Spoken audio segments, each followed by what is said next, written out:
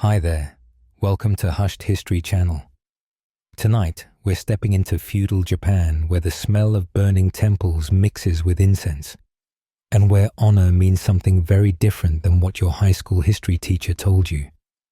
You're about to walk alongside men who made Genghis Khan look like a reasonable dinner guest, warlords who turned betrayal into an art form and considered mercy a four-letter word. Fair warning.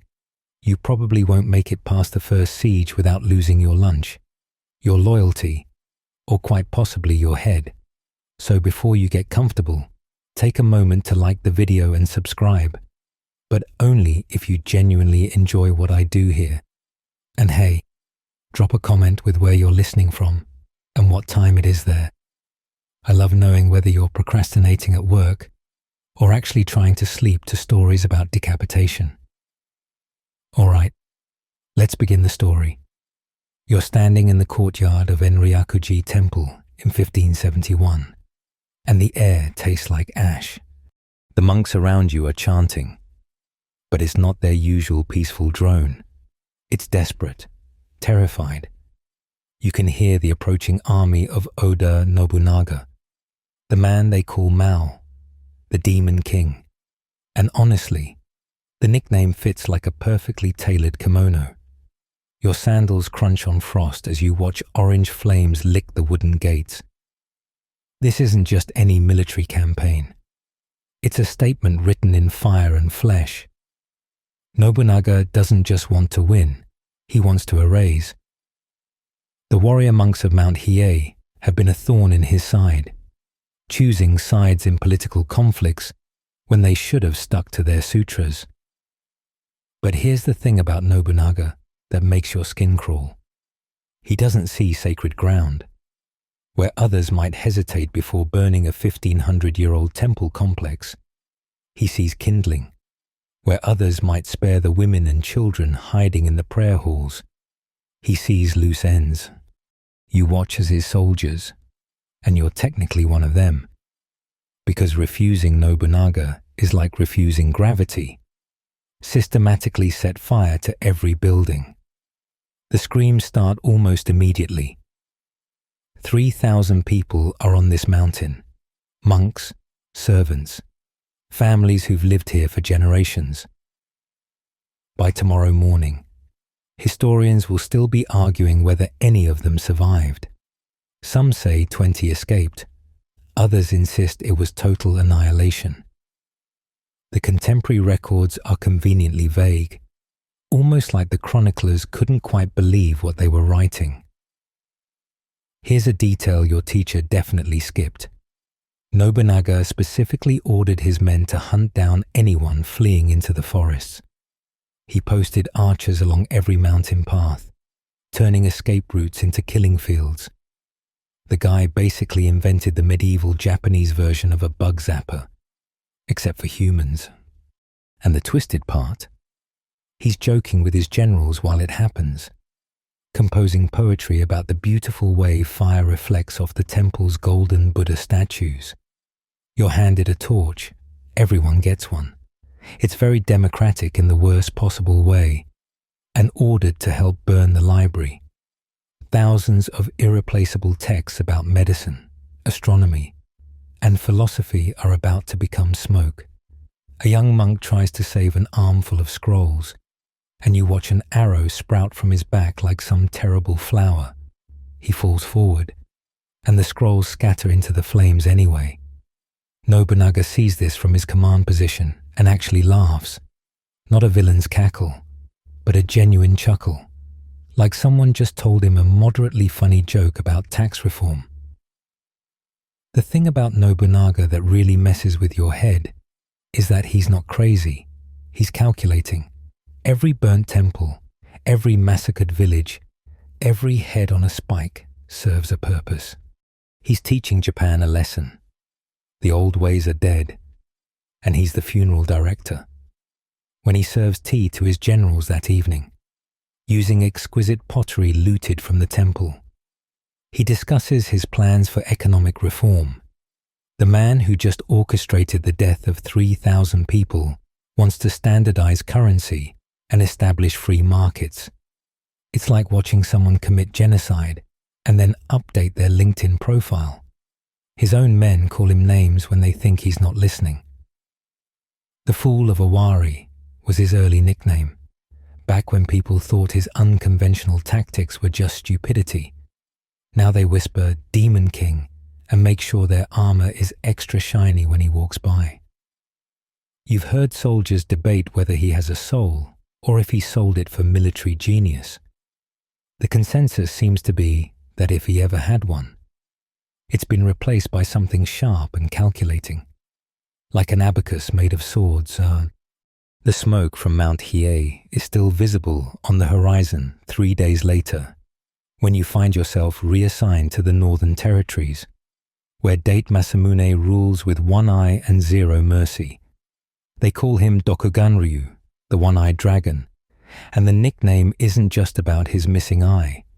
It's about how he strikes, sudden, devastating, and with a reptilian lack of warmth that makes even Nobunaga's cruelty seem almost human by comparison.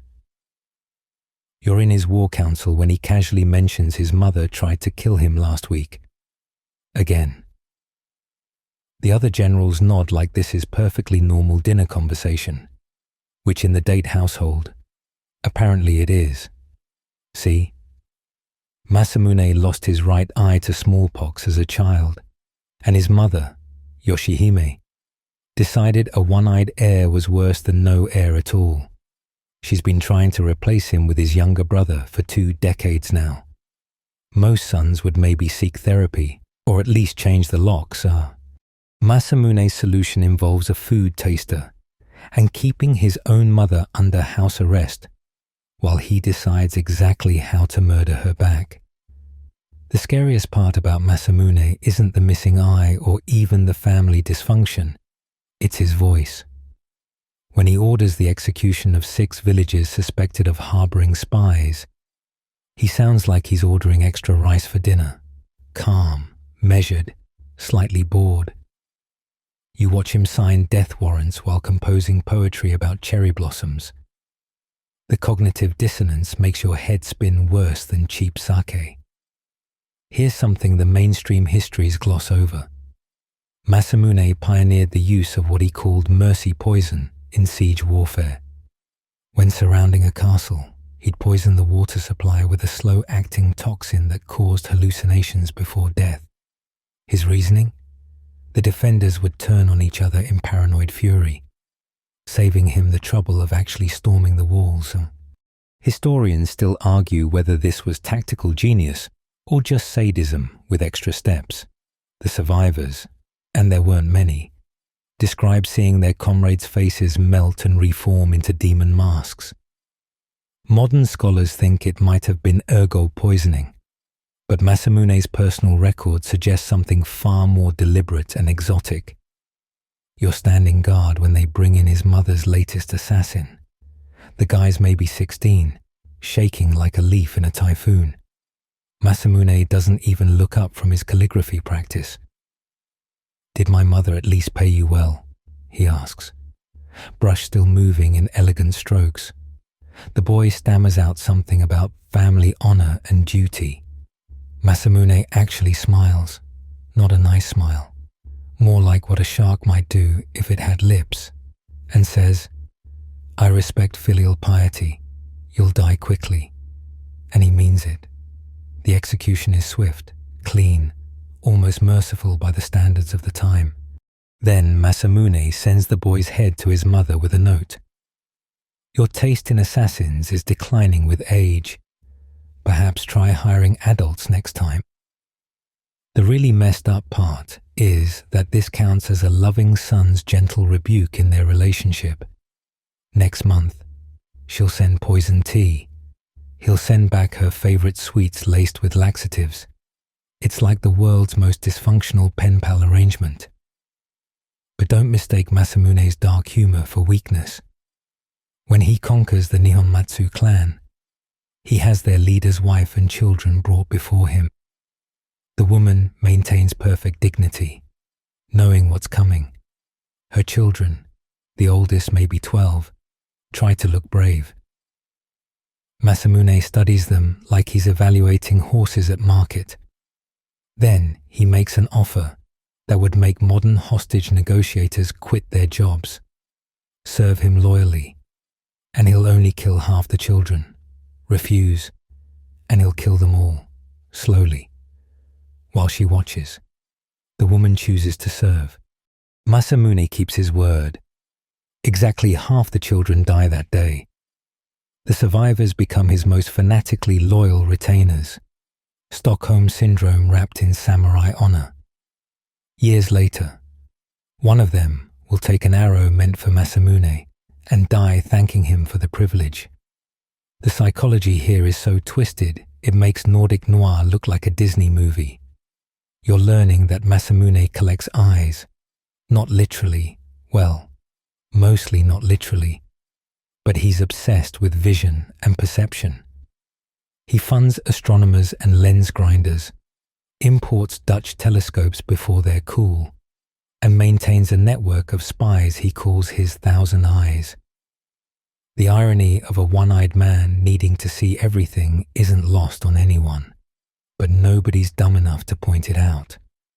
He once had a general executed for making a joke about depth perception. The general's last words were reportedly, "I see your point," which honestly deserved points for style, if not survival instinct. Your new assignment takes you west to Kai Province, where the mountain air should be clean, but instead reeks of death and horse sweat. Takeda Shingen, the Tiger of Kai, runs his domain like a massive military machine where humans are just particularly versatile cogs. You've barely set foot in his castle when you're assigned to what they euphemistically call shield duty, which sounds defensive until you realize you're not holding the shields, you are the shield. Shingen's innovation in warfare makes other daimyo look like they're playing with wooden swords. While everyone else follows Bushido codes about honorable combat, he's turned war into pure mathematics. How many peasants equal one trained samurai? About 15, apparently. If you arrange them right, you're standing in formation with farmers who were harvesting rice last week, now holding bamboo spears they can barely lift. The veterans call you battle rice, expendable fodder to absorb the first wave of arrows and cavalry charges, while the real soldiers maneuver for advantage. The really sick part, Shingen's not even cruel about it. He visits your camp the night before battle, personally thanking each terrified farmer for their service. He knows some of your names, asks about your families, promises to exempt your villages from taxes if you die well. It's like being hugged by the bear that's about to eat you. One old farmer actually tears up with gratitude, and you can't tell if it's Stockholm Syndrome or if Shingen's charisma is just that overwhelming. Here's what the history books sanitize. Shingen's famous human wave tactics included using pregnant women and children as the first line during siege warfare. The defending samurai, bound by honor codes against killing non-combatants, would hesitate just long enough for Shingen's real troops to get within striking range. He called it borrowing morality, which is such a horrifyingly polite way to describe weaponizing human shields that you almost admire the wordplay. Almost. You survive your first battle. Barely. The arrow that should have killed you hit the teenager next to you instead. He goes down gurgling, and you're ordered to pick up his spear and keep advancing, behind you. Shingen watches from his command post, fanning himself like he's at a particularly intense poetry reading. When the enemy cavalry charges your peasant line, you understand why they call him the Tiger. He's patient, calculating, waiting for the exact moment when the enemy is fully committed to slaughtering farmers before releasing his hidden cavalry from the flanks. The battlefield becomes a meat grinder, and you're the meat. But here's the twisted genius of Shingen's system. Survive 3 battles as a human shield, and you get promoted to actual soldier. Survive 10. and you might even get basic armor. It's like the world's deadliest customer loyalty program. The guy next to you whispers that he's on battle number 9, his voice mixing hope and trauma in equal measure. Between campaigns, you learn that Shingen is obsessed with Sun Tzu's art of war, but his interpretation would make the ancient Chinese strategist spin in his grave like a rotisserie chicken, where Sun Tzu wrote about winning without fighting. Shingen reads it as winning by making the other guy run out of conscience first. His personal library contains annotated copies where he's crossed out "avoid unnecessary casualties" and written "define necessary creatively" in the margins. The really disturbing thing about serving under Shingen is how normal the abnormal becomes. You watch him order the flooding of an entire valley to stop enemy reinforcements, drowning 3 villages in the process, while discussing his son's calligraphy lessons. He institutes a policy where soldiers get bonus pay for every enemy head collected, leading to markets where human heads are traded like melons. Some entrepreneurial soldiers start farming heads from nearby graveyards. And Shingen's response is to regulate the head market, not ban it. He actually appoints a head inspector to ensure freshness and authenticity. Try explaining that job at family gatherings. Historians still debate whether Shingen was a military genius or just a sociopath with a really good PR team. His famous rivalry with Uesugi Kenshin is painted as an honorable clash between titans. But you've seen the letters they exchange. Half poetry, half detailed descriptions of atrocities they plan to commit on each other's territories. It's like reading love letters written by serial killers. During your shield duty, you witness Shingen's most famous tactical innovation, mobile human fortifications. He chains peasants together and uses them as living walls during castle assaults. The chains are specifically designed to keep the formation intact even as people die, creating what he poetically calls walls that bleed but never break. The defending archers face an impossible choice: waste arrows on peasants while Shingen's real troops advance, or let the human walls reach the gates. Most choose to shoot, and Shingen counts on it. He's weaponized moral dilemmas. The mountain pass is slick with blood that's not quite frozen when you're traded to Uesugi Kenshin's forces like a baseball card with PTSD. They call him Bishamonten's avatar, literally the god of war incarnate, and after spending a week in his camp, you're starting to think he genuinely believes it. While Shingen turns war into cold mathematics, Kenshin transforms it into religious ecstasy. Every battle is a prayer, every death a divine offering, and you're about to become a very reluctant altar boy in his church of carnage. Your first morning in camp, you're woken by chanting. Not the peaceful kind from Mount Hiei. Those monks are all dead, remember? But something primal and hungry. Kenshin leads his entire army in prayer. And here's the kicker. He's completely hammered. The man drinks sake like it's holy water, which in his theology, it basically is. He claims alcohol brings him closer to the divine, allowing Bishamonten to guide his sword.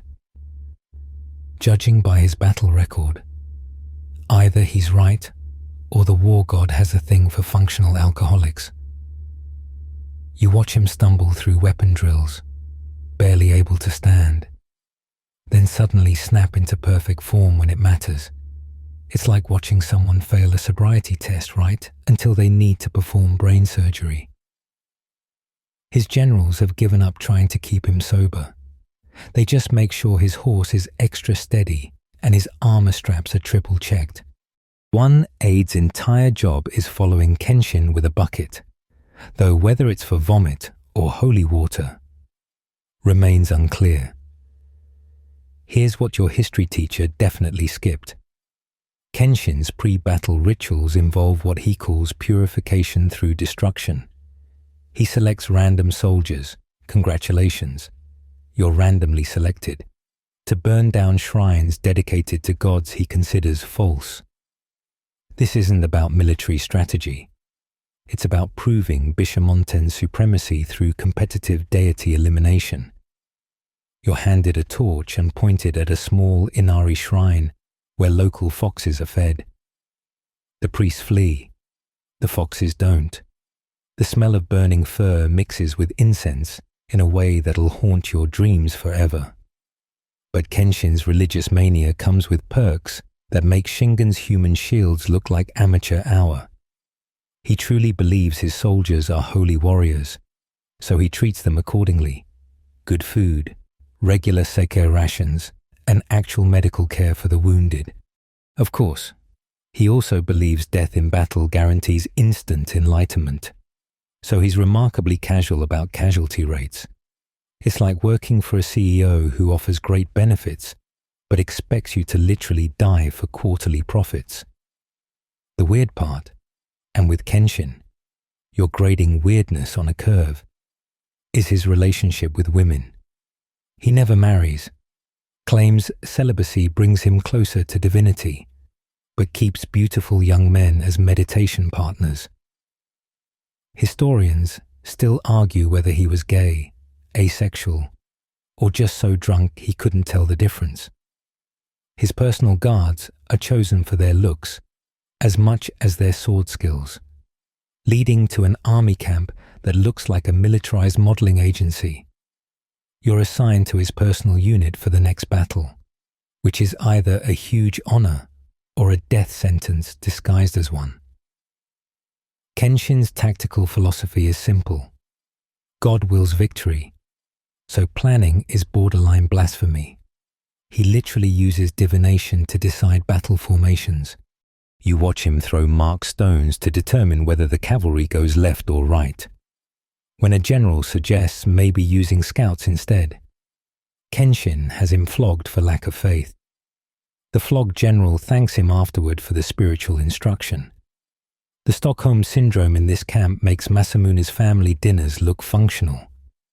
During the battle, which you survive through what Kenshin calls divine providence, and you call dumb luck, you see his berserker mode activate. One moment, he's swaying in his saddle, mumbling prayers.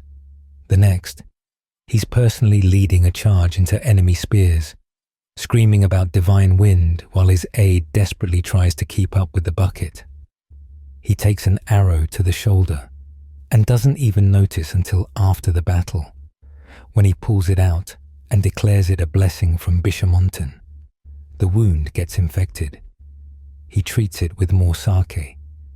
Internally this time, scholars debate whether Kenshin was history's most successful religious fanatic or just brain damaged from alcohol poisoning. His military record suggests the former. He never lost a major battle. His poetry suggests the latter. Half of it is unintelligible, even when he's supposedly sober. He writes verses about clouds that eat dragons and mountains that sing war songs. Either he's achieving mystical insights, or his liver is composing haikus. The most disturbing moment comes when you're ordered to help execute prisoners. Kenshin insists it be done beautifully, to honor Bishamonten. This means synchronized beheadings timed to religious chants, with specific sword angles to create what he calls blood flowers. You're the guy who has to rake the patterns in the dirt afterward, creating mandala designs from human remains. It's like Zen gardening designed by Hieronymus Bosch.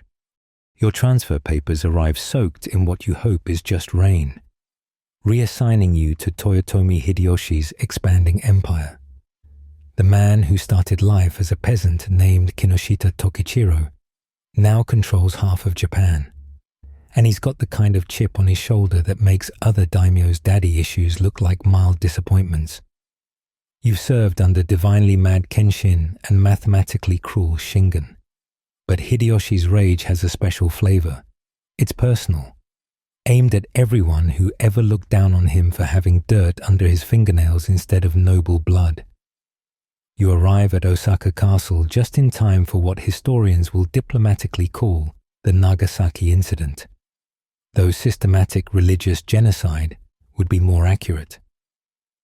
Hideyoshi has decided that Christianity is a foreign infection, and he's prescribing the kind of cure that would make the Spanish Inquisition take notes.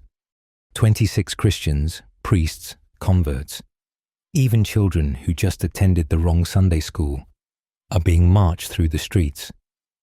Your job is crowd control, which means keeping the locals from either rescuing or joining them. The sick joke is that Hideyoshi used to be cool with Christians. He liked their guns, their trade connections, their weird foreign customs that amused him like exotic pets. But then some Spanish captain got drunk and bragged about how missionaries were just the first wave of conquest, softening up Japan for European domination. Big mistake. Huge. Hideyoshi's peasant paranoia kicked in like a mule on methamphetamine, and now anyone who's ever said Amen is basically signing their death warrant. Here's the detail that gets sanitized from textbooks. Hideyoshi doesn't just crucify them. He has them march 600 miles from Kyoto to Nagasaki in winter, barefoot, with their ears cut off as a preview of coming attractions. You watch kids trying to keep up, leaving bloody footprints in the snow. One boy, maybe 6 years old, starts singing hymns to keep spirits up. Hideyoshi hears about this and orders the child's tongue cut out too. Let him hum his foreign god's praises, he jokes to his generals, who laugh because not laughing is career suicide. The really twisted part about Hideyoshi is how he personalizes cruelty. Under Nobunaga, you died because you were in the way. Under Shingen, you died for tactical advantage. But Hideyoshi, he wants you to know exactly why you're dying and who's responsible. He has each Christian write their own death poem before crucifixion, then critiques their poetry while they're hanging there. One priest writes about forgiveness and heaven. Hideyoshi suggests more imagery about earthly suffering would improve the meter. The priest is still alive during this literary criticism. You're standing guard when they raise the crosses on Nishizaka Hill. 26 people, arranged in a line like some horrific fence. Hideyoshi has positioned them to face the sea, so they can watch for their foreign gods' rescue boats, he says. The youngest is 12, the oldest, a priest named Pedro Bautista, keeps trying to give last rites to the others until a spear through his side cuts short his Latin. Hideyoshi watches from a palanquin, eating pickled plums and commenting on how Europeans died differently than Japanese. Less dignity, he observes, more noise. But here's what really shows Hideyoshi's special brand of psychological warfare. He doesn't kill all the Christians. He leaves exactly enough alive to spread fear, to convert back to Buddhism very publicly, to become examples of his mercy. These survivors are worse than the dead, broken, ashamed, desperately trying to prove their loyalty by turning in other Christians. It's like he's franchising trauma, creating a self-sustaining system of terror that runs itself. The thing about serving under a peasant-turned-dictator is that he sees betrayal everywhere because he knows exactly how easy it is to fake loyalty while planning revolution. You watch him test his generals with increasingly insane orders, seeing who'll break first.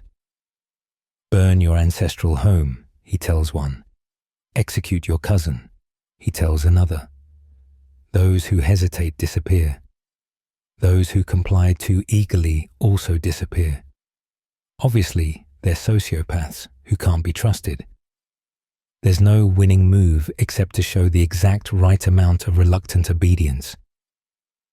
Historians still argue about whether Hideyoshi went mad with power or was always a monster waiting for opportunity. But you've seen him interact with farmers during tax collection. He speaks their dialect, knows their concerns, jokes about the good old days of stealing sweet potatoes. Then he'll turn around and order a village burned because someone possibly thought about hiding rice from tax collectors. It's like watching your friendly uncle suddenly reveal he's been a serial killer the whole time. The betrayal hurts worse than straightforward cruelty. You're there when he announces his plan to invade Korea, then China, then India, possibly the moon if he can figure out the logistics. His generals' faces are careful masks of enthusiasm hiding "This peasant has lost his damn mind" expressions. But they've seen what happens to people who point out his plan's flaws. So they nod and start building boats for an invasion that'll kill hundreds of thousands because one jumped-up farmer's ego outgrew Japan's borders. The boat carrying you away from Hideyoshi's madness crashes on rocks near Kamakura, which is either terrible luck or divine intervention, depending on how you feel about your next assignment. You wash up half-drowned into the service of Minamoto, no Yoshitsune, and if you thought family drama peaked with Date Masamune's matricidal mother, buckle up. You're about to witness fraternal betrayal that makes Cain and Abel look like a minor sibling squabble over Xbox privileges.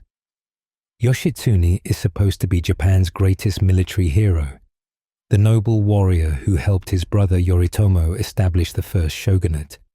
The songs paint him as a tragic figure, too pure for political scheming. The songs are bullshit. You're assigned to his personal guard just in time to watch him orchestrate the massacre of his own cousins, the Hiker clan, with the kind of methodical precision that would make modern ethnic cleansers take notes. The Battle of Dan-no-Ura is already legendary by the time you arrive. But nobody mentions what happened after the sea turned red with Hiker blood. Yoshitsune orders his men to hunt down every Hiker survivor, including 6-year-old Empress and Emperor Antoku. The kid can't even write his own name yet. But Yoshitsune sees him as a political threat that needs eliminating. You watch his samurai chase the boy's grandmother as she carries him toward the cliffs.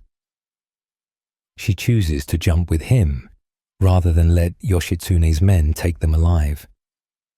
Yoshitsune's response? Irritation that they've deprived him of a proper execution ceremony. Here's the fun historical detail your teacher skipped. Yoshitsune invented what he called family tree pruning. He didn't just kill enemy leaders, he systematically eliminated their entire bloodlines. Cousins, second cousins, that guy who married someone's sister's daughter.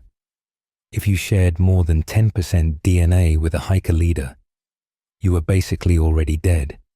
He kept genealogists on staff just to make sure he didn't miss anyone. It's genocide with spreadsheets. The really messed up part is watching him switch between personas. With his men, he's the brilliant tactician, the inspiring leader who remembers everyone's name and asks about their sick mothers. Then you'll catch him alone, planning which family branch to exterminate next, humming folk songs while drawing red X's through names on his death lists. It's like working for someone with an MBA in mass murder. You're there when he receives a letter from his brother Yoritomo. Instead of congratulations for winning the war, it's barely concealed paranoia. Yoritomo thinks Yoshitsune is getting too popular, too successful, too likely to threaten his power. The temperature in the room drops 20 degrees. Yoshitsune reads it 3 times, his face never changing, then orders sake for everyone. To brotherhood, he toasts. And everyone drinks because what else can you do? Later that night, you hear him dictating his own letter. It's all humble gratitude and loyalty, but he's also mobilizing troops. Turns out fraternal love is conditional on not being too good at your job. The scholar priests loved to debate whether Yoshitsune was driven to cruelty by his brother's jealousy, or if he was always a monster who happened to be pointed at the right enemies. But you've seen him train. He practices sword work on condemned prisoners, testing new techniques on living targets because straw dummies don't scream properly. He's pioneered using children as message runners during battles because who suspects a child? Everyone, now, thanks to him. His tactical genius comes from seeing people as game pieces, expendable and interchangeable. Things escalate when Yoritomo declares Yoshitsune an enemy of the state. Your brilliant general, the hero of Dan no Ura, is now a fugitive. His response is magnificently unhinged.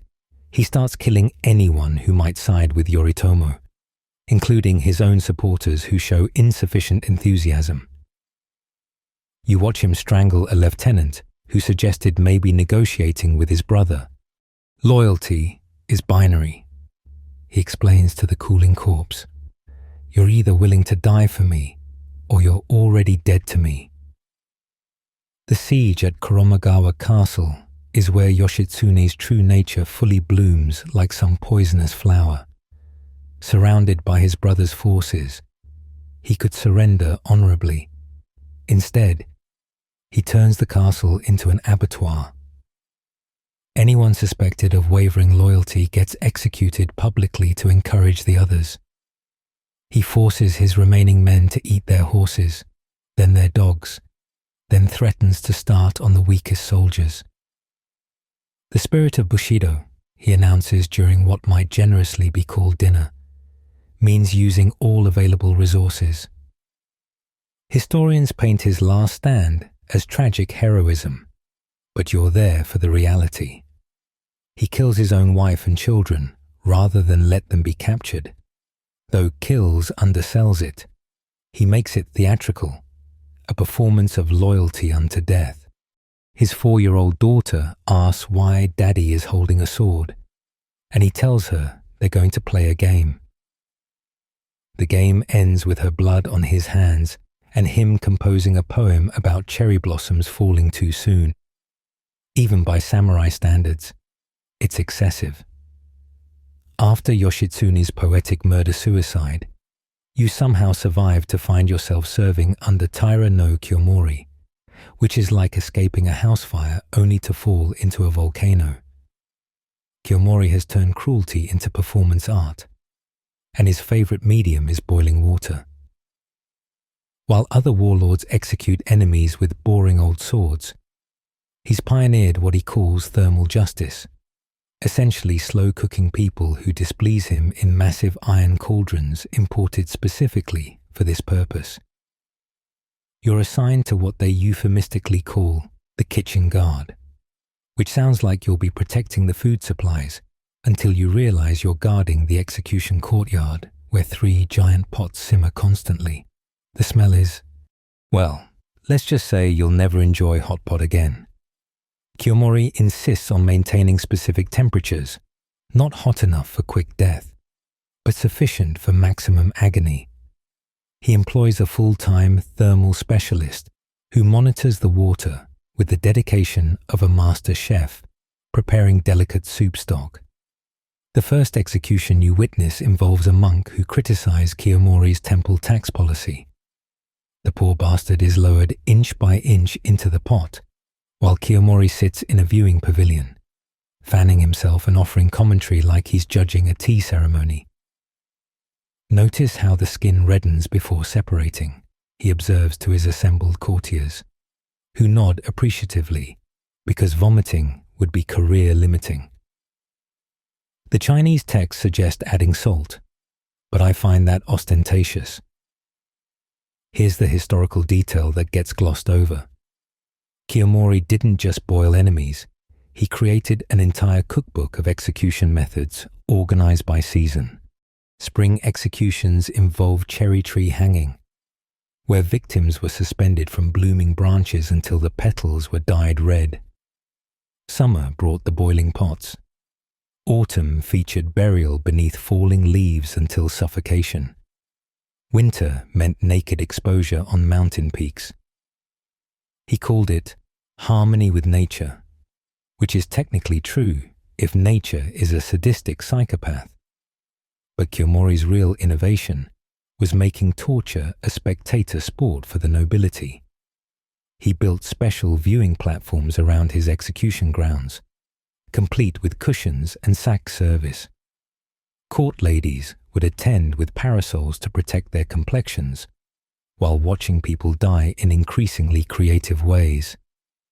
It became fashionable to compose poems during executions, matching the meter to the victim's screams. You're tasked with distributing writing materials and collecting the resulting verses, trying not to notice that one countess has rhymed bubbling flesh with final breath. The political brilliance, if you can call it that, is how Kiyomori uses these spectacles to identify potential threats. He watches who flinches, who looks away, who shows too much enthusiasm. One young samurai makes the mistake of closing his eyes during a particularly gruesome boiling. Next week, he's the entertainment. His crime?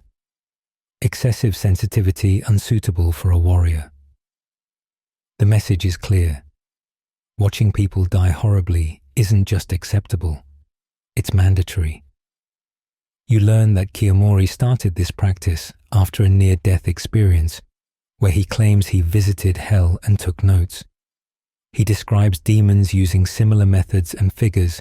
If it's good enough for the afterlife's professional torturers, it's good enough for him. He's essentially franchising hell on earth, complete with quality control and standardized procedures. There's even a manual, you've seen it, with detailed illustrations and temperature charts. The monastery burning campaign makes Nobunaga look like an amateur arsonist. Kiyomori doesn't just burn religious sites that oppose him. He creates opposition to have excuses for burning. He'll send agents to spread rumors about his own policies, wait for monks to protest, then arrive with righteous fury and fire. It's entrapment elevated to art form. You participate in 3 such operations, each time watching Kiyomori discover evidence of treason that his own men planted the night before. During a brief military campaign, you witness his battlefield innovations. While other generals focus on winning, Kiyomori focuses on winning traumatically. He pioneers the use of screaming arrows, specially designed to shriek as they fly, combined with drums made from human skin. The psychological effect is devastating.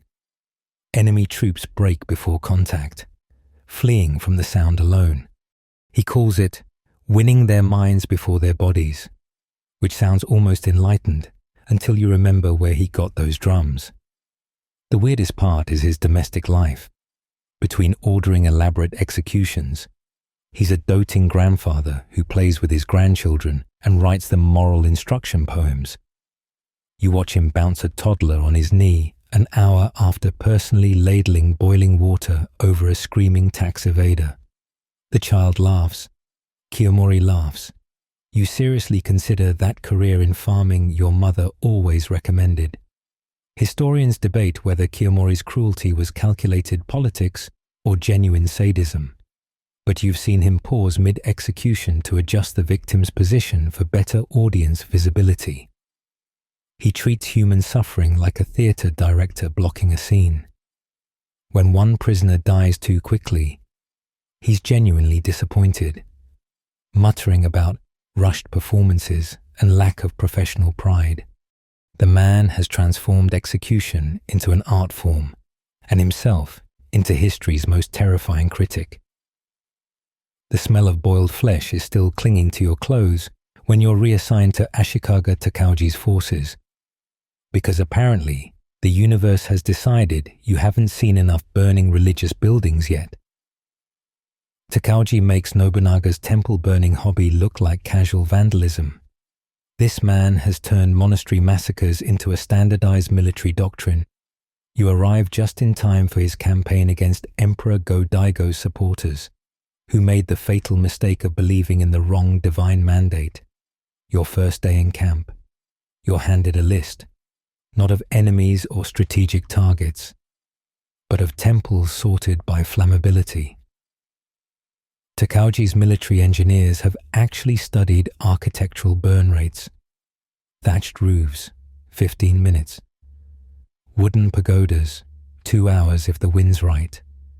Stone foundations with wooden superstructures, half a day but worth it for the psychological impact.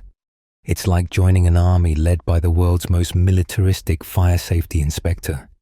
Except he's using the knowledge for the opposite purpose. Takauji's reasoning is elegantly sociopathic. Monks who support Go-Daigo aren't just political enemies. They're cosmic threats to the proper order. He explains this during a strategy meeting, while you're trying not to stare at the human skull he uses as a sack cup.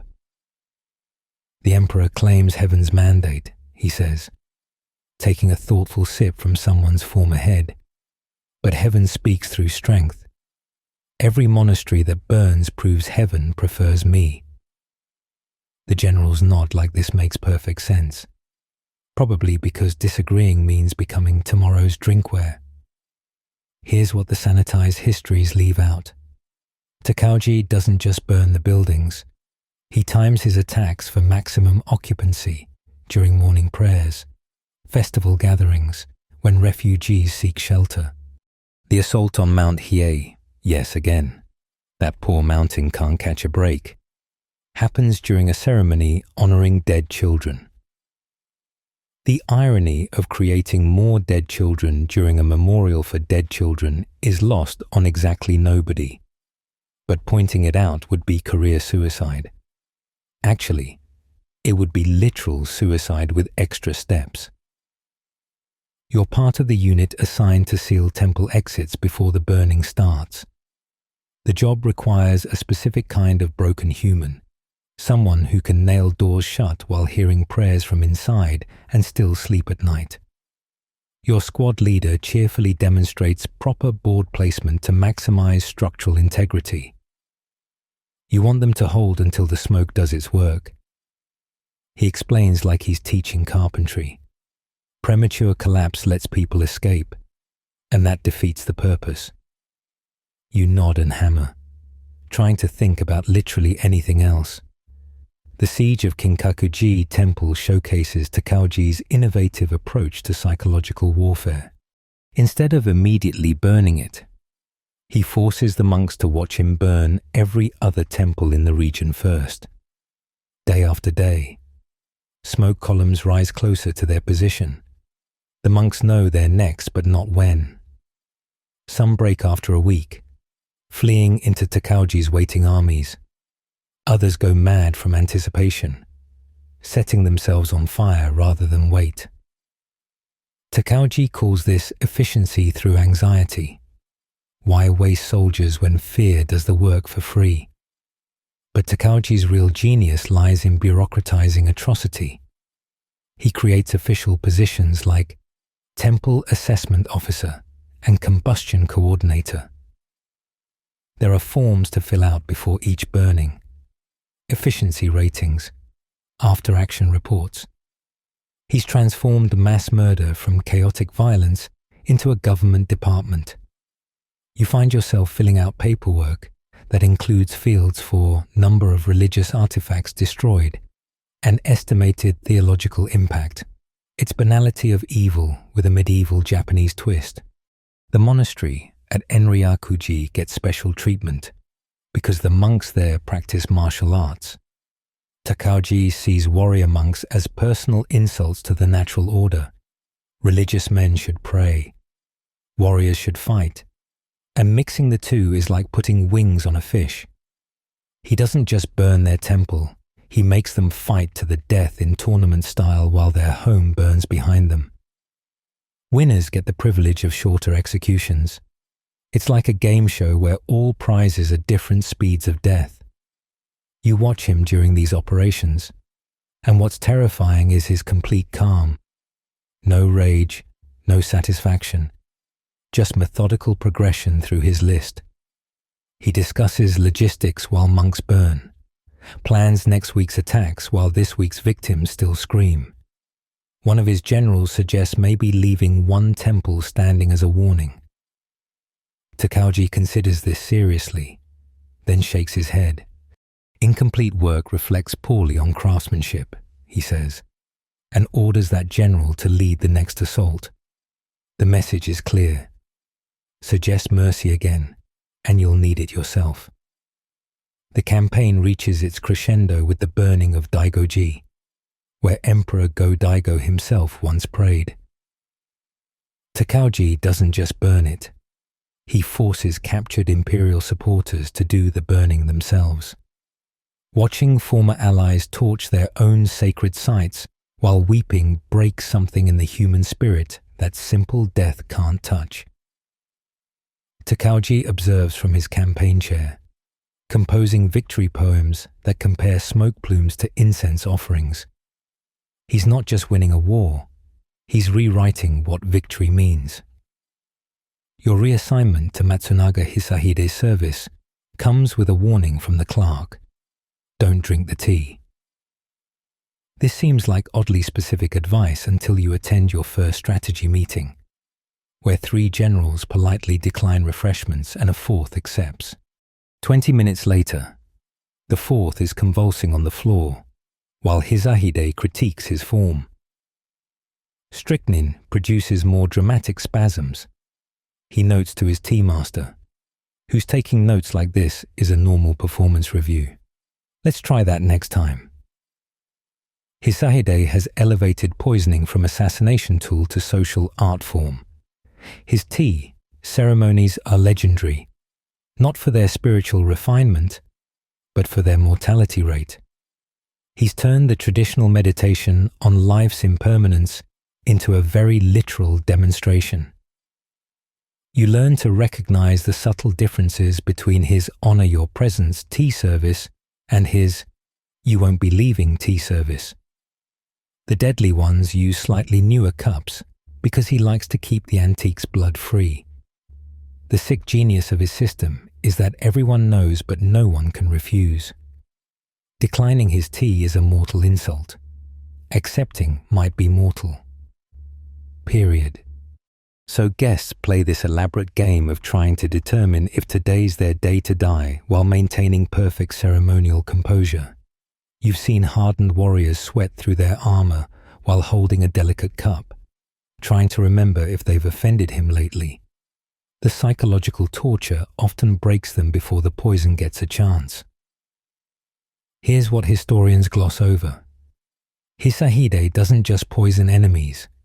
He runs what he calls loyalty ceremonies, where his own retainers must drink from randomly poisoned cups. 1 in 10 is lethal. It's Russian roulette with pottery and political implications.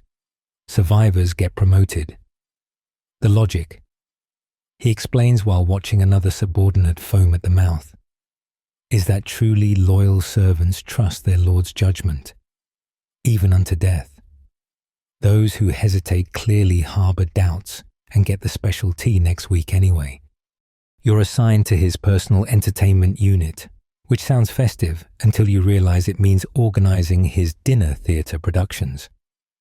These involve actual plays performed by actual actors, except random cast members are poisoned mid-performance. Hisahide insists this adds authenticity to death scenes and improvisational energy to the surviving actors. You watch a kabuki performer realize his stage partner is actually dying, not acting, and have to continue the scene while stepping over a real corpse. Hisahide applauds the method acting.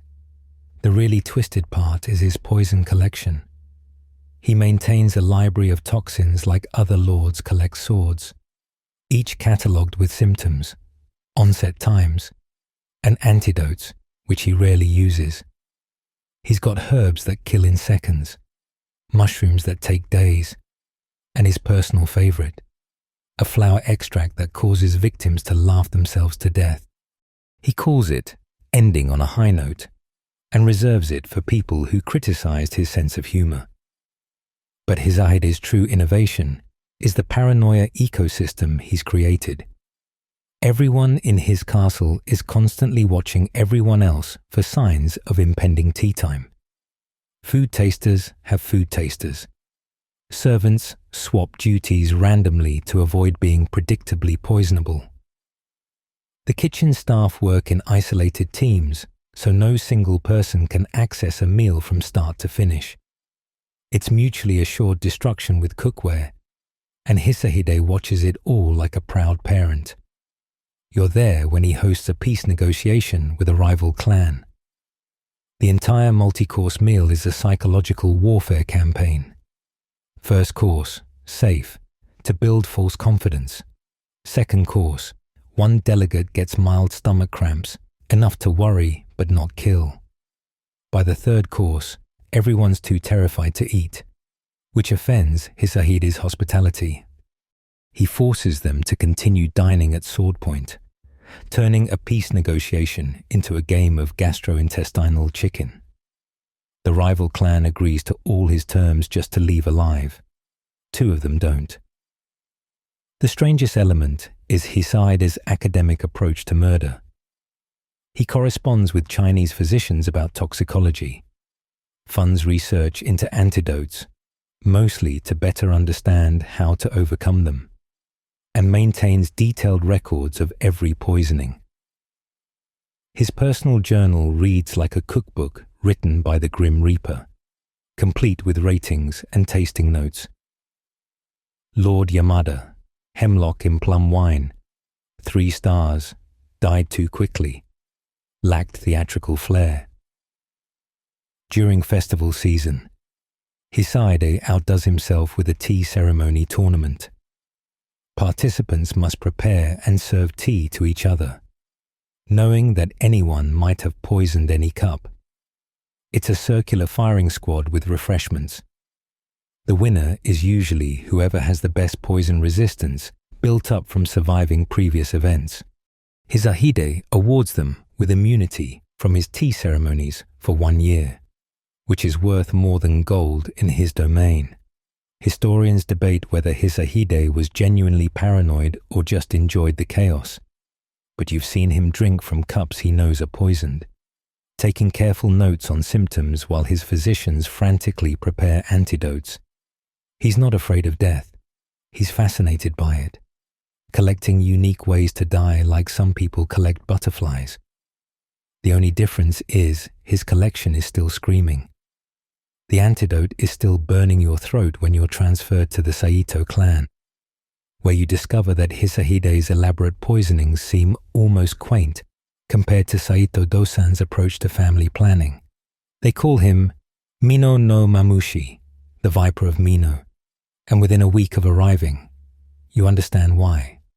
While other lords occasionally kill relatives who threaten their power, Dosan has turned patricide, fratricide, and filicide into a competitive sport, where he's both referee and undefeated champion. Your first assignment is guarding what appears to be a normal family dinner. Dosan sits at the head, his son Yoshitatsu to his right. Various cousins and nephews filling out the table, everyone smiling, complimenting the grilled fish, discussing the weather. Then Dosan casually mentions that the well water tastes different lately. The entire table freezes mid-chew. Turns out last week he poisoned his brother-in-law's entire household through their water supply because the man suggested Yoshitatsu might make a better leader. The fish suddenly tastes like ash in everyone's mouth. The twisted thing about Dosan is he doesn't hide his intentions. He openly tells his son Yoshitatsu that he's considering killing him, discusses it like they're planning a garden renovation. "You're getting too popular with the generals," he says, passing the rice. "I'm thinking maybe a hunting accident next month. Thoughts?" Yoshitatsu maintains perfect composure and suggests perhaps a more subtle poisoning would better maintain clan stability. They debate murder methods like wine pairings, while you stand there wondering if this is what passes for family bonding. Here's what the histories sanitize. Dosan didn't just kill threats, he manufactured them. He'd spread rumors that a nephew was plotting rebellion, wait for the kid to panic and start gathering allies in self-defense, then execute him for the rebellion he provoked. It's entrapment so circular it makes your head spin. He once told a cousin he was planning to kill him, just to see how long it took for the man to actually start plotting. 3 days, he noted with satisfaction. Fear makes traitors of us all. The war between Dosan and Yoshitatsu starts exactly how you'd expect, with a misunderstanding about tea. Dosan serves his son from his personal pot, a gesture of either trust or challenge depending on interpretation. Yoshitatsu drinks, doesn't die, and assumes this means his father has chosen him as heir. Dosan later explains he just forgot to add the poison that day. This miscommunication somehow escalates into full civil war, because in the Saito family, attempted murder is how you say "I love you," and actual oversight means prepare to die.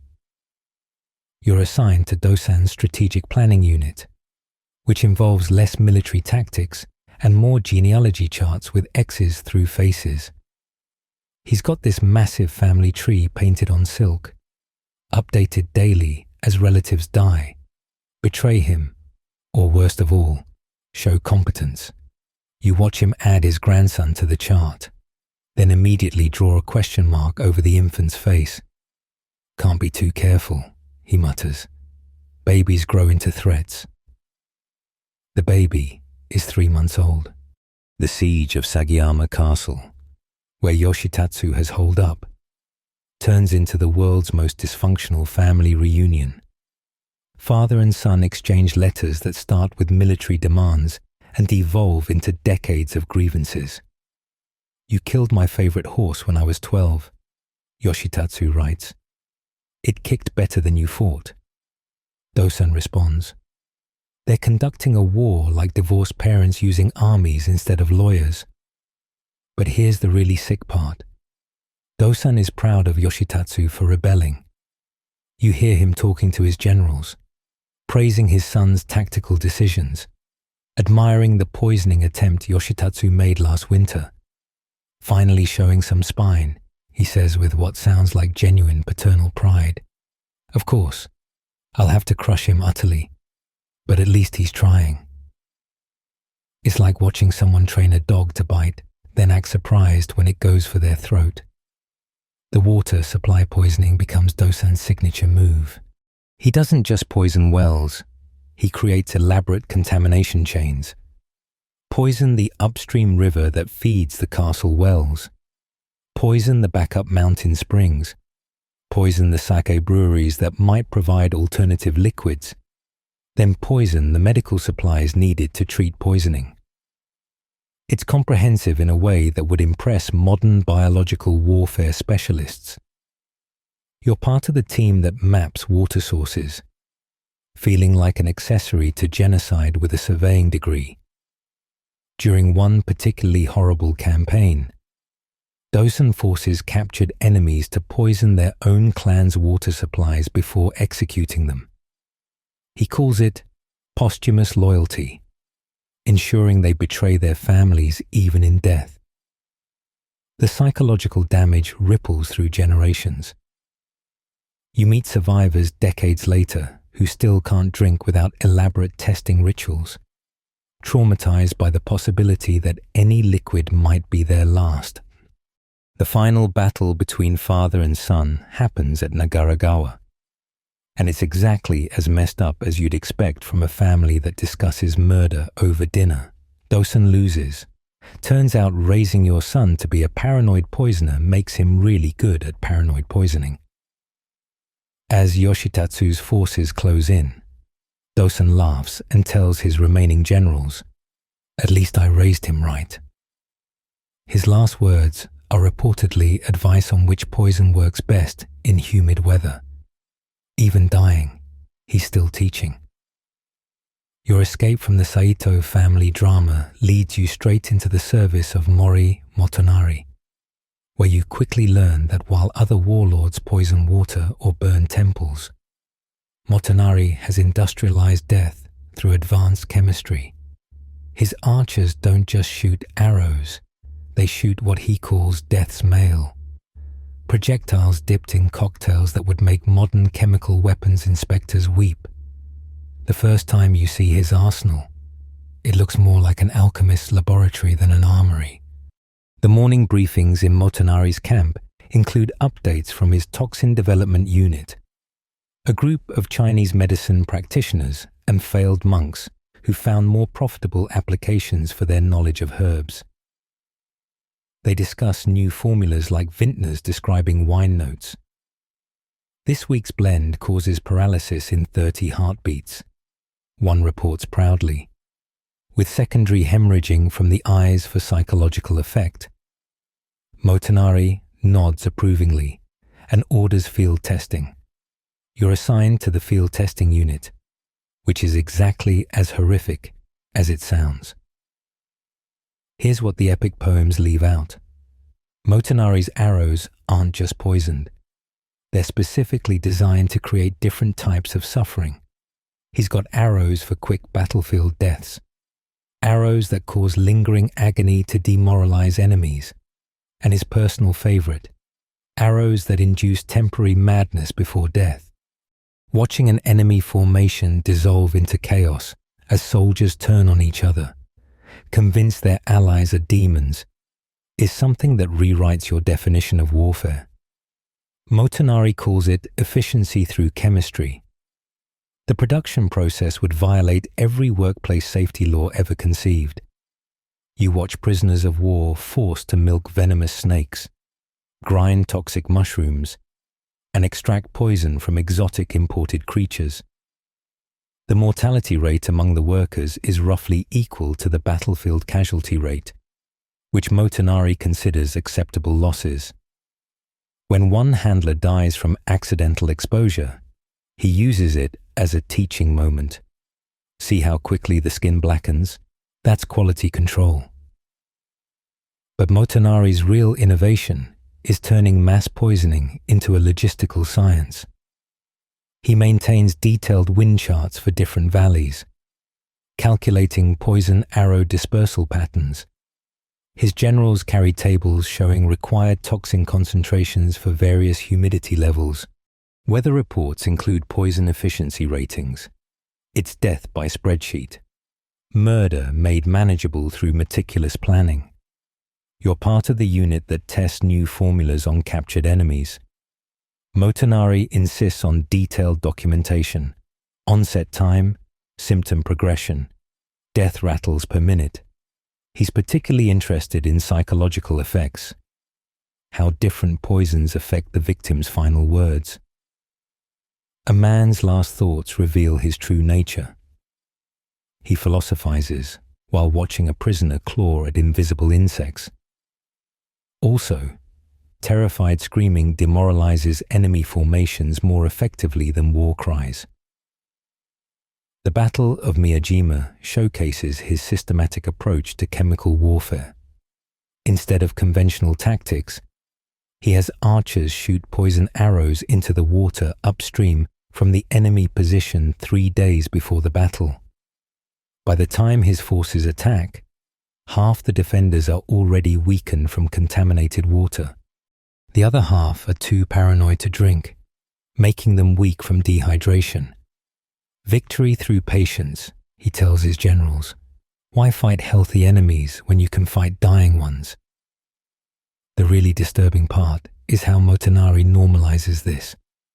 His soldiers discuss poison types like equipment choices. I prefer the nerve toxins for cavalry charges. You hear one samurai tell another, but respiratory poisons work better in forest ambushes. They're having this conversation over lunch. Rice balls in one hand, chemical death delivery systems in the other.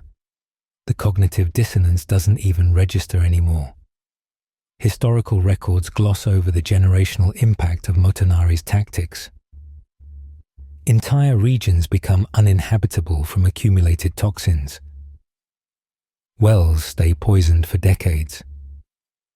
Children born in areas where his battles took place show mysterious illnesses that medieval medicine can't explain. but modern science would recognize as heavy metal poisoning. He's not just winning wars, he's salting the earth with chemistry. You witness his masterpiece during the siege of Koriyama Castle. Instead of conventional siege weapons, he uses what he calls rain of suffering, thousands of poison arrows shot in high arcs to fall like deadly precipitation. The defenders have nowhere to hide. Shield walls become death traps as poison seeps through gaps. The castle falls in 3 days with minimal casualties on Motonari's side and maximum horror on the other. He tours the aftermath taking notes, already planning improvements for next time. The most chilling moment comes when Motonari receives a gift from a Chinese merchant, a new poison that causes victims to laugh uncontrollably while dying. He tests it personally on a captured general, watching with scientific interest as the man giggles himself to death. Interesting, he muses, but impractical. The sound would alert enemies to avoid the affected area. He's critiquing poison like a sommelier, dismissing an inferior vintage, completely divorced from the human cost. The poison residue is still making your armor smell like rotting eggs when you're reassigned to Kyushu, where the Shimazu clan has turned decapitation from a battlefield necessity into competitive entertainment. While other clans collect heads as proof of victory, the Shimazu have created elaborate scoring systems, seasonal leagues, and what can only be described as the world's first extreme sport, where the ball is someone's former thinking apparatus. Your first day with the Shimazu forces coincides with their monthly harvest festival, which sounds agricultural until you realize they're harvesting heads, not crops. Warriors display their collections like merchants at market, each severed head carefully preserved and labeled with name, rank, and circumstances of acquisition. Points are awarded for difficulty. Peasant soldiers are barely worth mentioning, while enemy generals rate special categories. You watch one young samurai argue that his merchant's head should count extra because the man fought back with an abacus. The Shimazu brothers, Yoshihisa, Yoshihiro, Iehisa, and Toshihisa, have turned sibling rivalry into a blood sport literally. They compete not just for territory, but for monthly decapitation tallies. Yoshihiro currently leads with 47 heads this season, but Iehisa is close behind with 43 and argues that quality should outweigh quantity. They've actually appointed an official head judge whose entire job is settling disputes about whether a particularly mangled head still counts as one unit or should be scored as partial credit. Here's what the glorified war histories omit. The Shimazu don't just collect heads. They've created an entire economy around them. Lesser warriors can trade 3 common heads for 1 rare head in the official exchanges. There's a futures market where soldiers bet on whose head will be worth most next season. You find yourself filling out paperwork that includes estimated decapitation value and projected head yield for upcoming battles. It's capitalism meets carnage in the most literal way possible. The training camps are particularly disturbing. Young samurai practice on condemned criminals, learning the precise angle needed for clean decapitation versus the messier but more psychologically effective partial cuts.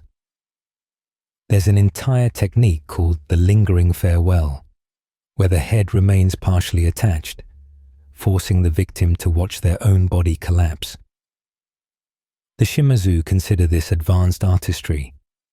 You're assigned to teach newcomers proper head preservation techniques using salt and special herbs, because apparently that's a vital military skill now. During the invasion of Higo province, you witness the Shimazu's head relay, a battlefield game where teams compete to transport enemy heads across designated distances fastest. Rules include No using the hair as a handle, unsportsmanlike. Heads must remain recognizable. No excessive mutilation. And dropped heads incur time penalties. Watching hardened warriors sprint across battlefields juggling severed heads, while observers keep score, rewrites your entire understanding of human dignity. The really sick innovation is their traveling head exhibitions. After major victories, the Shimazu tour their collections through allied territories like some macabre museum showcase. Peasants are required to attend and admire the displays. There's even a ranking system where visitors vote for Best in Show, Most Artistic Removal, and People's Choice Award. You stand guard while farmers pretend to appreciate the aesthetic qualities of decapitation to avoid becoming next season's exhibits. Yoshihisa, the eldest brother, has a particularly disturbing hobby. He collects heads of people with unusual features. His tent contains heads organized by categories: unusual eye colors, distinctive scars, interesting hairlines. He discusses his collection with the passion of a butterfly enthusiast, except the butterflies are human faces frozen in death. "This one," he says proudly, showing you a head with heterochromia, "completed my eye color set."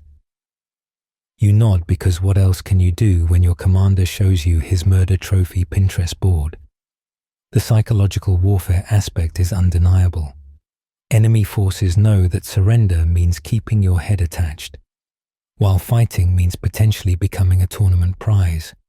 The Shimazu deliberately spread stories about their competitions, even publishing seasonal rankings.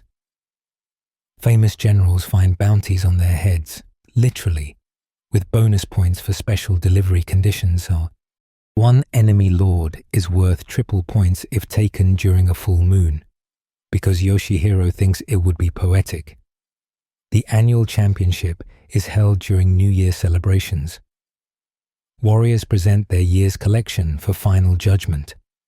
Categories include quantity, quality, artistic arrangement, and special circumstances for particularly difficult acquisitions.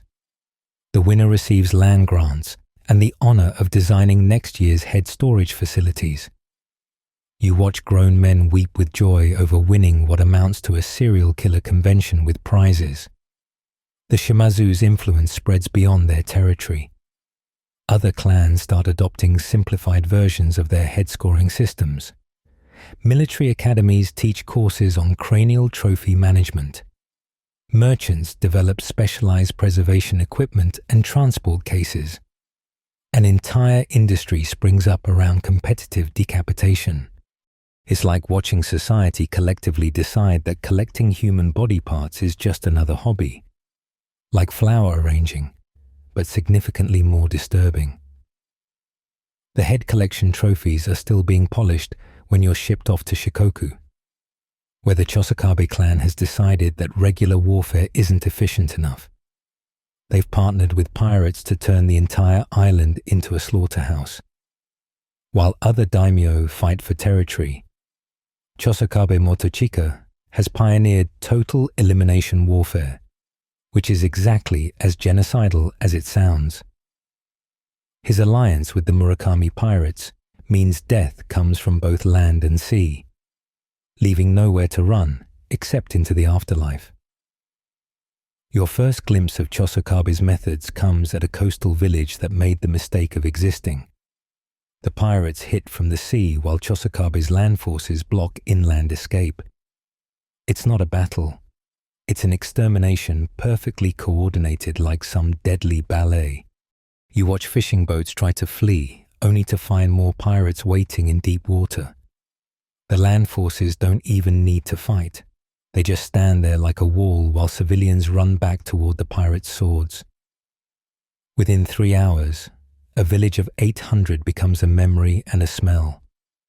Motochika himself arrives after the killing, tall and elegant in his white armor, surveying the devastation like an artist admiring his painting.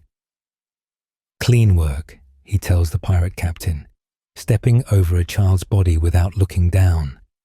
But next time, block the northern beach first. We lost perhaps 20 runners.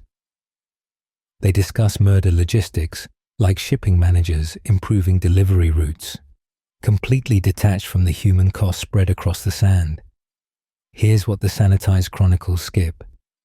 Chosokabe doesn't just conquer territory, he empties it.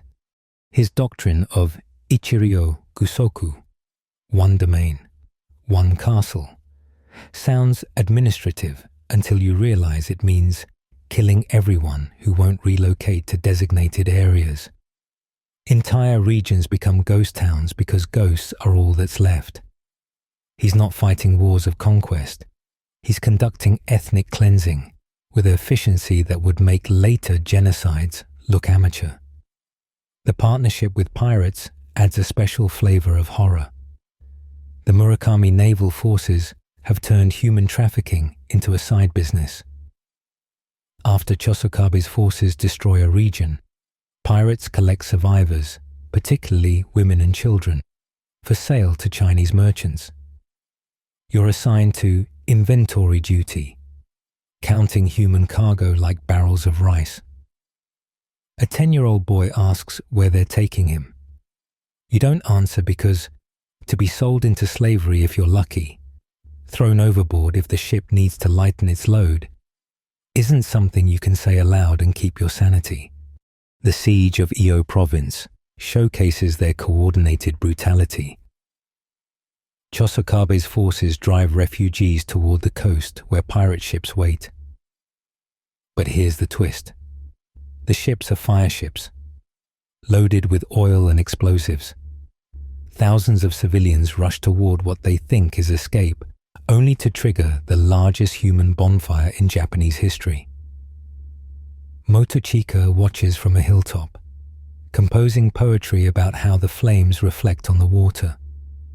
The fact that each reflection represents burning families doesn't seem to affect his artistic appreciation. You participate in what they call island clearing operations, which involve systematically checking every cave, forest, and hidden valley for survivors. The pirates know every hidden cove, every secret beach. Chosokabe's dogs are trained to track human scent for miles. Between them, survival becomes mathematically impossible. You find families who've been hiding for months, surviving on roots and rainwater, only to be discovered because a baby cried at the wrong moment. The systematic nature makes it worse. It's not random violence, but calculated extinction. The really disturbing innovation is Chosokabe's living maps. After clearing a region, he forces surviving locals to create detailed maps showing every path, every hiding spot, every freshwater source. These guides then lead future extermination teams to places soldiers might miss. It's weaponizing local knowledge against itself.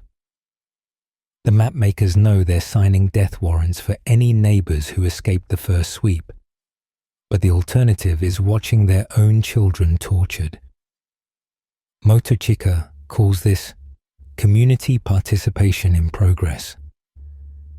During quieter moments, you learn that pirates keep detailed logs of their human cargo, age, gender, health status, projected sale value. They discuss market fluctuations in human prices like commodity traders. Young boys are up this season, one mentions casually. The Chinese mines need workers. They've turned atrocity into accounting, complete with profit margins and quarterly projections. The psychological damage spreads beyond Shikoku. Coastal communities throughout Japan start building hidden bunkers, teaching children to hide at the first sight of sails. Mothers sing lullabies about staying quiet when the bad men come. An entire generation grows up with escape routes memorized before they can properly write their names. Chosokabe and his pirates haven't just conquered territory. They've inserted themselves into the nightmares of every family within 50 miles of salt water. The campaign reaches its horrific peak during the harvest season, when Chosokabe times his attacks for maximum starvation impact. Destroy the crops, burn the stores, poison the wells, then let winter do the killing. Survivors resort to cannibalism while his forces wait at every exit point. By spring, entire provinces are graveyards, with no one left to bury the dead.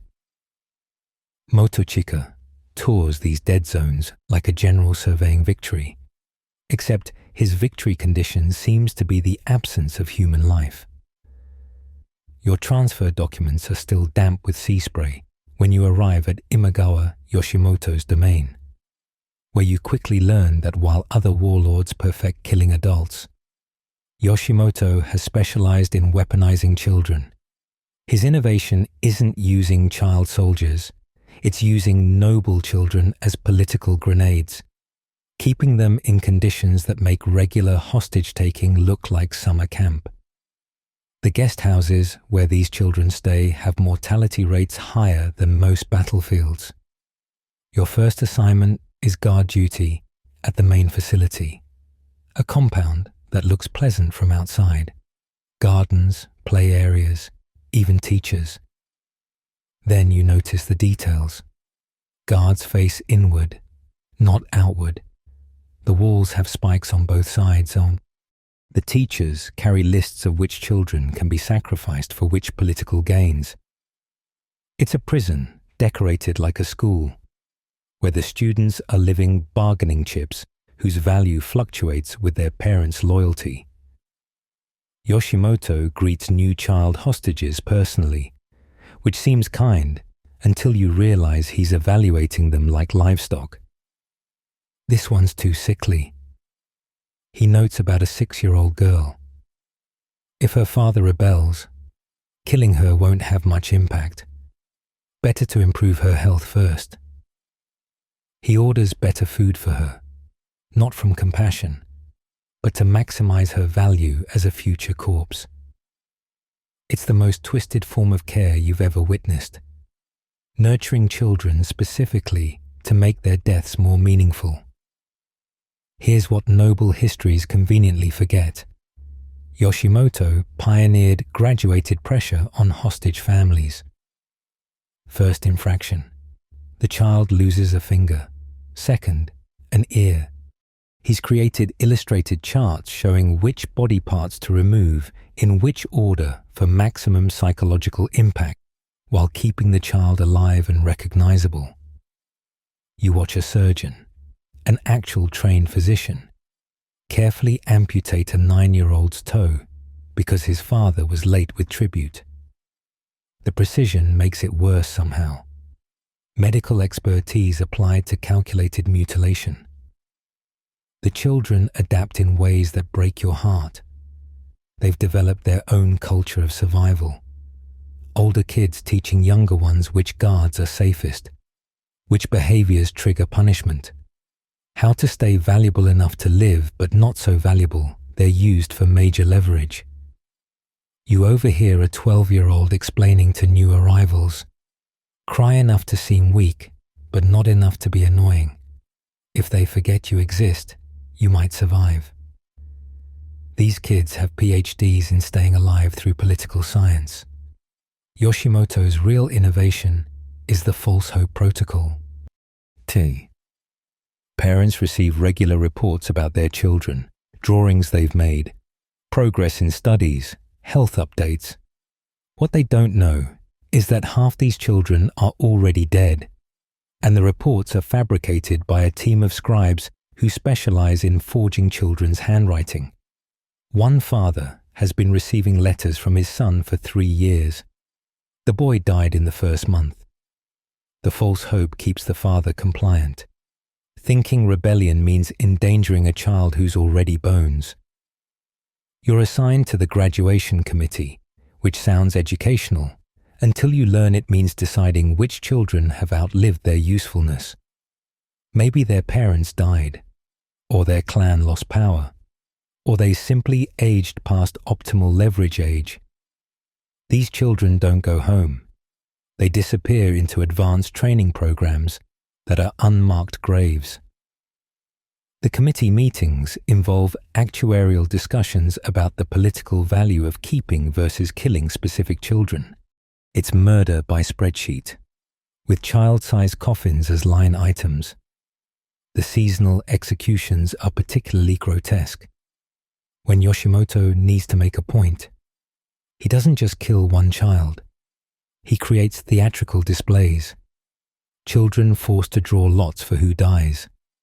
Siblings made to choose between themselves.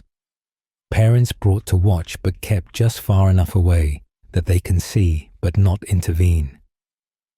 He calls these educational demonstrations, teaching lessons about loyalty through trauma that spans generations.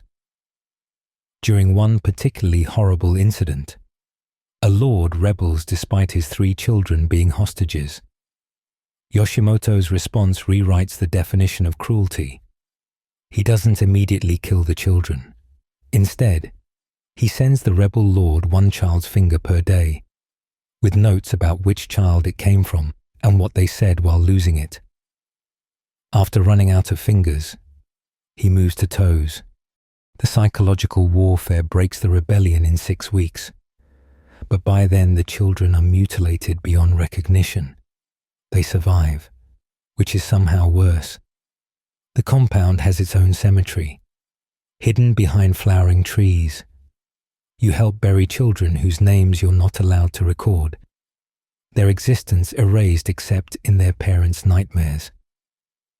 The gardener mentions the flowers grow especially well here, fed by small bodies and large sorrows. Some parents never learn their children died, still sending tribute to keep safe kids who've been fertilizer for years. The most disturbing element is how Yoshimoto has normalized this among his court. Noble ladies discuss hostage children like exotic pets. I heard the Takeda boy learn to play flute. One mentions over tea. Pity his father's plotting rebellion, such talent wasted. They know exactly what wasted means but treat child murder as inevitable as seasons changing. The banality of evil served with rice cakes and casual conversation. The small graves are still fresh in your mind as you stand in modern Tokyo's business district, watching salarymen bow to their superiors with the same rigid hierarchy you recognize from 5 centuries ago. You've served under the worst monsters feudal Japan produced, men who turn cruelty into art, efficiency into atrocity, and honor into horror. Now you're beginning to understand their true legacy isn't in castles or monuments, but in the DNA of modern Japanese corporate culture. That salaryman working himself to death, literally, from Karoshi? He's following the same blind loyalty that made soldiers charge into Takeda Shingen's meat grinders. The middle manager forcing his team to drink with him every night, creating team unity through mandatory alcoholism. He's channeling Uesugi Kenshin's sake-soaked divine madness, minus the actual divinity. The executive who promotes based on who shows the most extreme dedication, who sacrifices family and health for the company. He's running Nobunaga's playbook, where moderation equals disloyalty. You recognize Hisahide's poison tea ceremonies in every office meeting, where subordinates must agree with obviously bad ideas or face career death. It's slower than strychnine but equally lethal to dreams. The paranoid micromanagement, where everyone watches everyone else for signs of insufficient dedication. That's Dosen's family dynamic scaled up to corporate size. Instead of poisoning wells, they poison workplace cultures, creating environments where trust is weakness and fear is wisdom. The Shimazu brothers' head-collecting competitions have evolved into sales targets and performance metrics that pit co-workers against each other in zero-sum games. Who needs decapitation when you can destroy someone's livelihood with a bad quarterly review? The scorekeeping is just as meticulous, the competition just as brutal. But now they call it healthy market competition instead of ritualized slaughter. Mori Motonari's systematic approach to chemical warfare has transformed into systematic approaches to breaking down employee resistance. Not with poison arrows, but with endless overtime, impossible deadlines, and the slow toxin of knowing you're replaceable. The modern workplace doesn't need exotic poisons when stress hormones do the job just fine, creating a population that dies younger than any other developed nation from entirely preventable causes. You see Hideyoshi's peasant rage in every middle manager who terrorizes subordinates because someone terrorized them first.